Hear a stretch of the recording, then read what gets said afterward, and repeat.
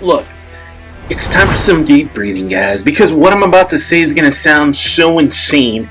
It's going to sound so financially irresponsible that it's going to make your fantasy football brain just see, for my Atlanta Falcons, keeping Kirk Cousins as the highest paid backup quarterback in the league behind Michael Penix Jr. for the 2025 NFL season is actually the smart play to do. And I know, I said it, and I don't regret it.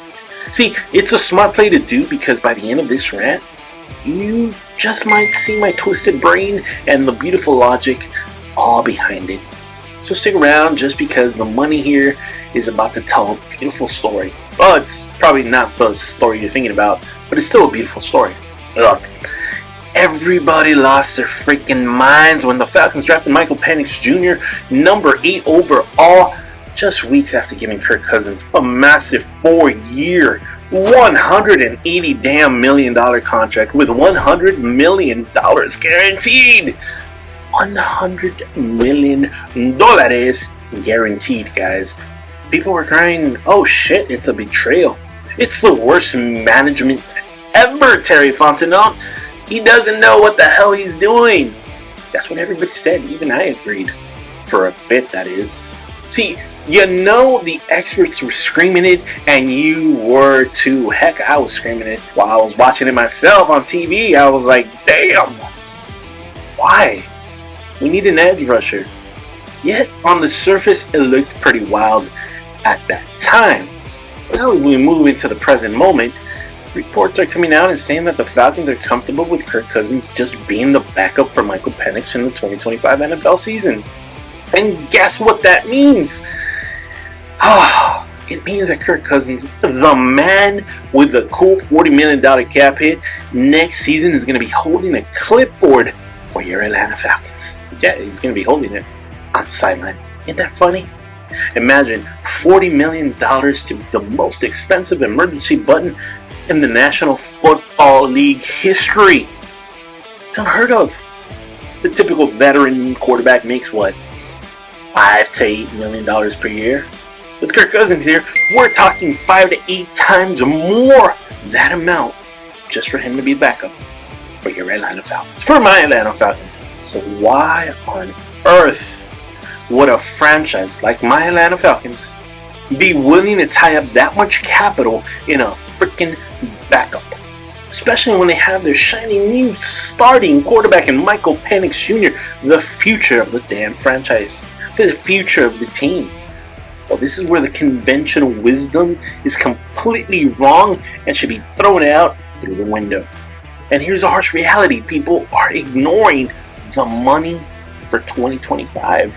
See, a huge chunk of it's already guaranteed for Kirk Cousins. His 2025 base salary of $27.5 million is guaranteed. Can't take it away from him. Whether he's a starter, whether he's a freaking backup, or watching from his Lakeview house, the money is gone for the Falcons. It's his.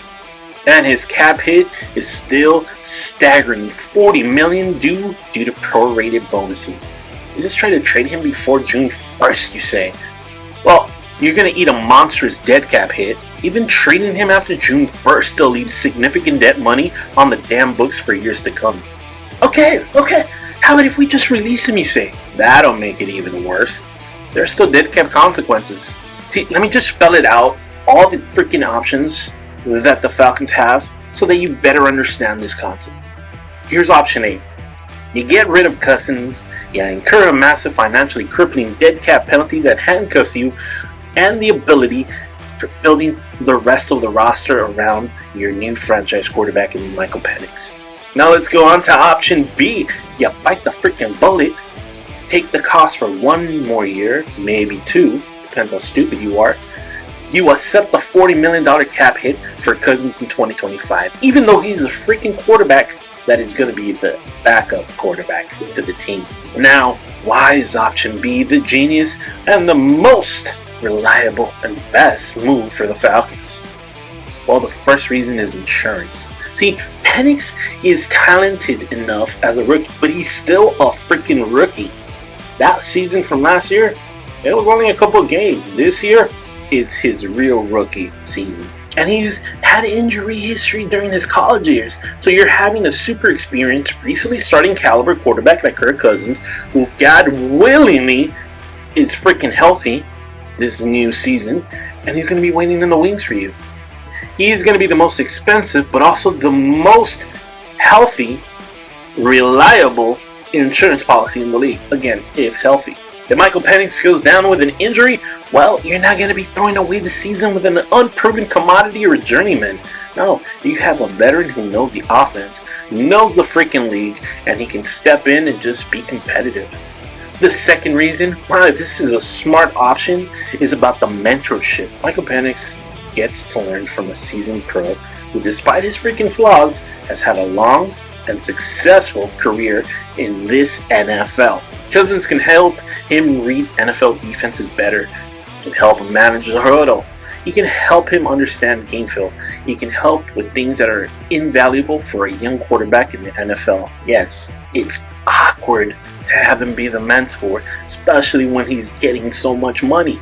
But the on-field and in-meeting room benefits for Penix could be significant for his career in the long term. Now, the third reason this deals with preserving draft capital and future flexibility. See, by keeping Cousins, you don't have to spend a mid-round pick on a backup quarterback in the draft. No, those picks can be used to build depth and talent elsewhere on the freaking roster. Offensive line, how about a defensive playmaker that can actually sack or freaking be a stopper?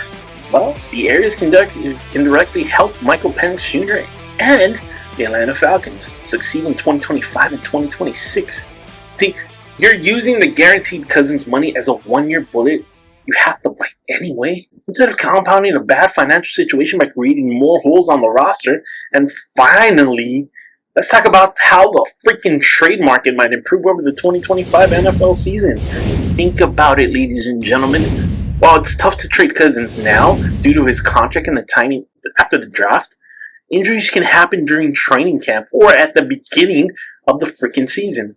This means that teams are going to get desperate, especially those that were able or close enough to get to the playoffs. By keeping him on the roster, you give yourself the chance that another NFL team might have a quarterback need. This team can help you because they might have cap space and they might be willing to take on a significant portion of that contract or offer a more favorable trade package. You maintain leverage by not being forced to cut him and eat dead cap immediately.